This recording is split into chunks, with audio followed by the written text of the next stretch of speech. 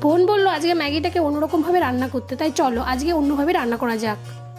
তাই প্রথমে গাজরটাকে ভালো করে ধুয়ে কুচি কুচি করে কেটে নিয়েছি।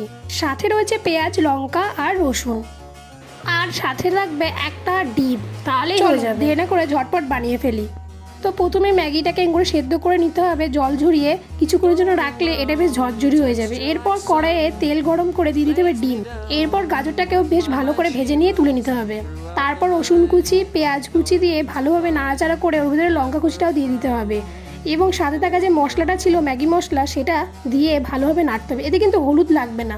সাথে একটা সস ছিল, সেটাও এর ভিতর দিয়ে ভালোভাবে নেড়েছি। কালারটা দেখো কত সুন্দর এসেছে। আমি কিন্তু ডিম ভাজার সময় লবণ দিয়েছিলাম, তারপর আর লবণ দিতে আমার লাগেনি।